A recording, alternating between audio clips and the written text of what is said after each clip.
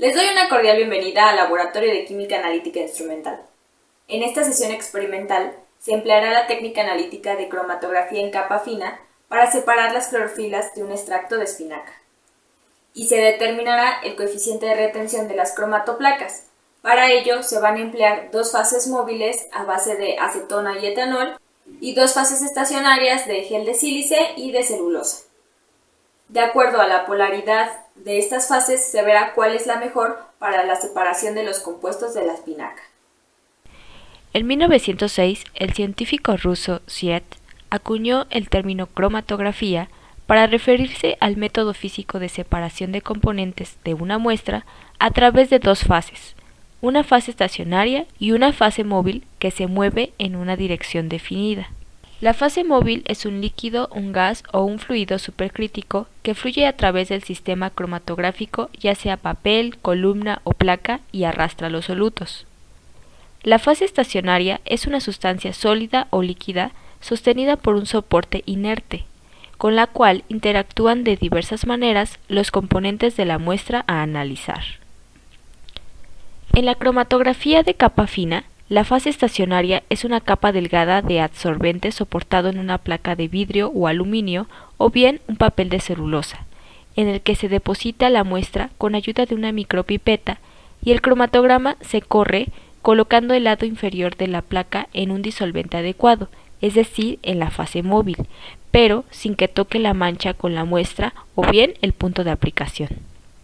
Así, el disolvente asciende por la placa por acción capilar, y los componentes de la muestra suben por la placa a diferentes velocidades que depende de su solubilidad y de su grado de retención por la fase estacionaria.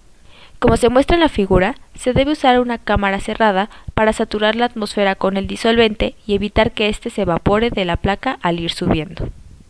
Al concluir el proceso, las manchas se movieron a cierta fracción de la velocidad con la que se movió el disolvente y se caracterizan por su valor de RF, relación de frentes, que es una constante para cada sustancia siempre que la determinación se realice en las mismas condiciones operativas en cuanto a tipo de papel, temperatura, tiempo de corrida, solventes usados, volumen y concentración de las sustancias aplicadas. La fórmula es la siguiente. La relación de frentes o el coeficiente de retención es igual a la distancia que recorre el soluto entre la distancia que recorre el frente del disolvente. La distancia que recorre el soluto se mide desde el centro donde se depositó la muestra hasta el centro de la mancha del soluto, o a su densidad máxima si se presenta corrimiento. Para la detección en el cromatograma, si los solutos fluorescen, se pueden detectar iluminando la placa con una lámpara de luz ultravioleta. Se traza una línea con lápiz rodeando las manchas para tener su identificación permanente. Si las manchas son incoloras o no fluorescentes, se expone la placa a vapores de yodo. Estos vapores interactúan con los componentes de la muestra químicamente o por su solubilidad y producen colores.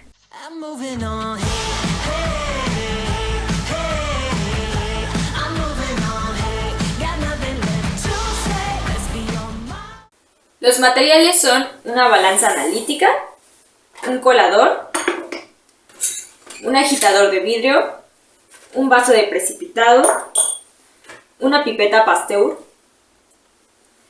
frascos de vidrio con tapa, que en este caso van a funcionar como nuestra cámara de elusión,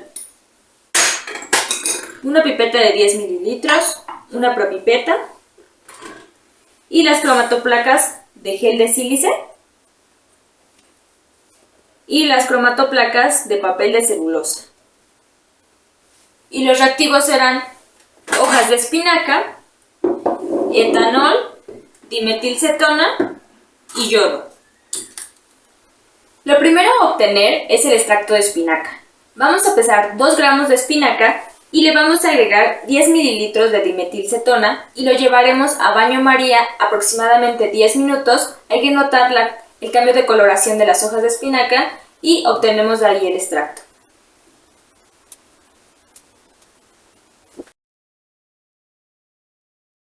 Transcurridos los 10 minutos, colamos el extracto del resto de las hojas de espinaca y esto es lo que obtenemos. Se continúa con la preparación de las fases móviles. La primera fase móvil será de acetona etanol 50-50 en esa proporción y la segunda fase móvil será 93A7 acetona etanol.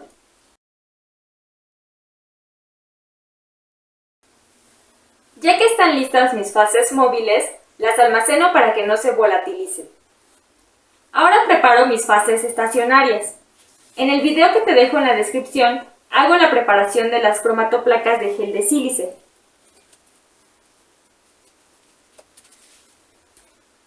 Y recortamos cromatoplacas de papel de celulosa. Ambas cromatoplacas miden 2.5 por 7.5 centímetros.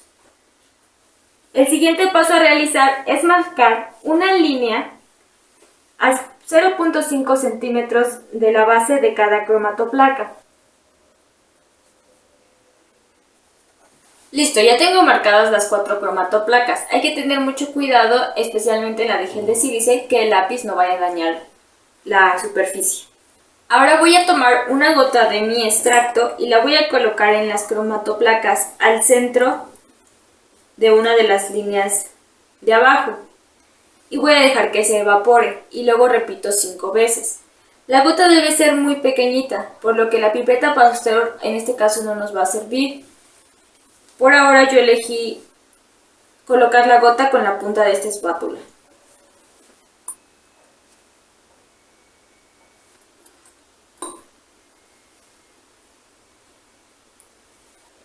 En la primera cámara de elución voy a agregar la fase móvil de acetona etanol 50.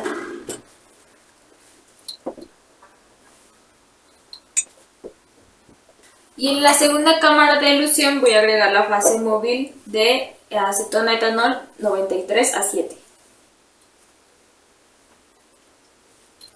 Y primero voy a probar con las cromatoplacas de gel de sílice. Voy a colocar una en cada fase móvil y veremos cuál es la que tiene mejor resultado al momento de separar los compuestos de la espinaca.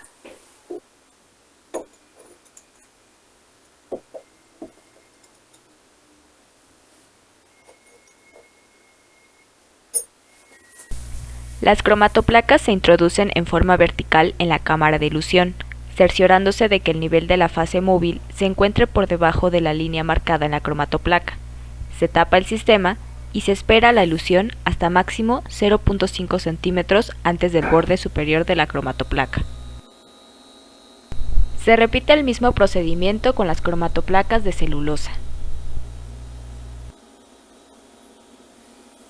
Al obtener los 4 cromatogramas, se observan de manera muy tenue las manchas de corrimiento por separación de clorofilas, así que se amplió el revelado con vapores de yodo. Estos fueron los resultados después de revelar las cromatoplacas con los vapores de yodo.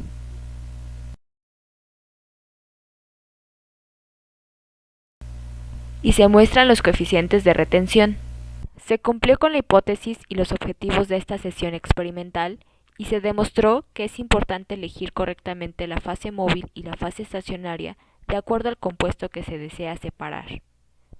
Se requieren de otras técnicas analíticas para la identificación de los compuestos separados mediante la cromatografía en capa fina.